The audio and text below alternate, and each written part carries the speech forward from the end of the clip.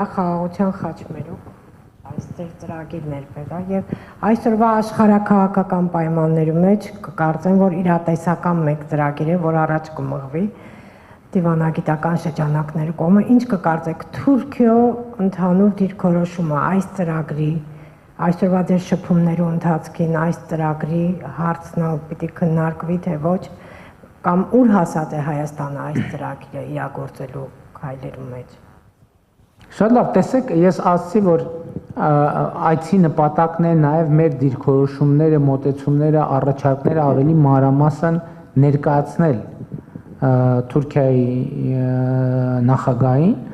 Իհարկե, խաղաղության խաչմերուկ նախագծի մասին Նյու Յորքում նախորդ տարի տեղի ունեցած մեր հանդիպման ընթացքում մենք հասցրել ենք խոսել, բայց շատ ընդհանուր գծերով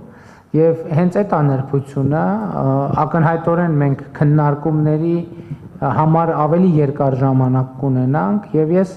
նախ տեսեք դուք ասում եք Թուրքիայի դիրքորոշումը ինչպիսին է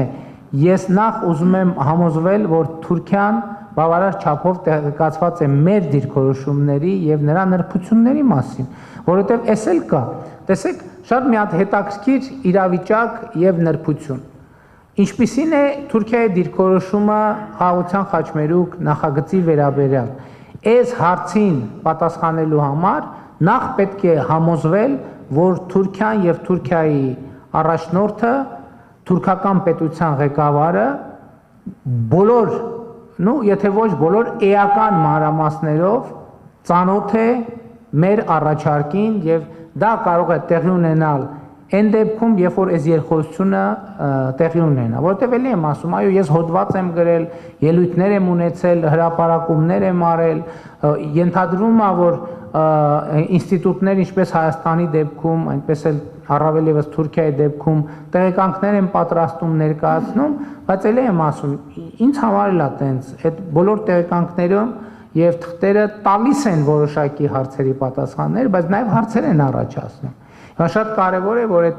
պոտենցիալ հարցերի պատասխանները եւ մեր պատկերացումները նախագծի ամբողջական էության մասին ես հնարավորություն ունենամ Թուրքիայի նախագահին ներկայացնելու եւ այդ ներկայացումից եւ այս քննարկման արդյունքում ես կարող եմ ասել ինչպիսին է Թուրքիայի դիրքորոշումը նախագծի վերաբերյալ Իհարկե դա էլ ասեմ, որ նախկինում եղել են շփումներում նաև մեր տրանսպորտային ոլորտների ղեկավարները հանդիպում ունենալու առիթ են ունեցել, քննարկել են մեր մյուս գործընկերները, արտաքին գործերի նախարարը, հատուկ ներկայացուցիչը, նախարարի տեղակալ արտաքին գործերի նկատի ունեմ ինքը նման թեմաները մի քննարկումով նույնիսկ հնարավոր չի ներկայացնել։ Դա շատ նրբություններ եւ մանրամասներ կան, որոնք իմիջայլոց հրապարակային են, էս էլ է պետք բան անել։ Այս նյուանսը մենք երբեմն բան չենք անում, չենք արձանագրում, որովհետեւ շատ բաներ կան, որ հրապարակային են, ել չեմ ասում 21-րդ դարում ամեն ինչը հրապարակային, բայց արդյոք մենք հիմա ցանկացած հարցի պատասխան կարող ենք տալ։ Ոչ իհարկե ակնհայտորեն։ Եթե մենք որոշակի ժամանակ տրամադրենք բաց աղբյուրներից այդ հարցի պատասխանը գտնելու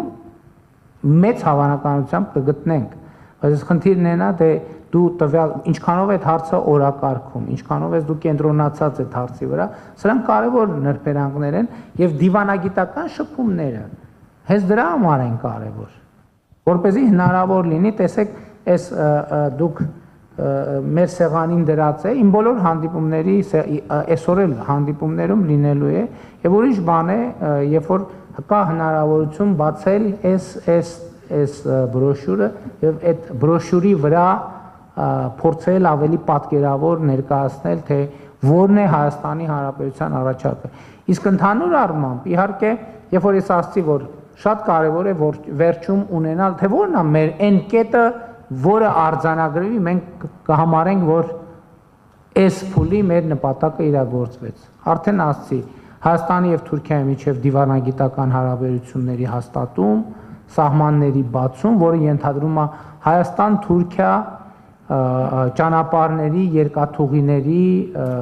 վերաբացում։ Հիմա Թուրքիայի համար շատ կարևոր օրակարգ է միջին միջանցքը եւ նաեւ խաղաղության խաչմերուկ նախագծի կարևոր առանձնահատկություններից մեկն այն է, որ այն լիարժեքորեն ներգրվում է Թուրքիայի կողմից պաշտպանվող եւ Թուրքիայի կողմից առաջ մղվող միջին միջանցքի նախագիծը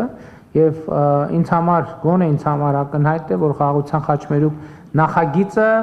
կարող է լինել միջին միջանցքի նախագծի մաս եւ այդ տրամաբանության մեջ է եւ ես այսօր հենց այդ թեմայով վստահաբար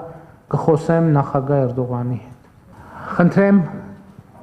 Բագրատ Էշդուկյանն եմ Ագոստերտեն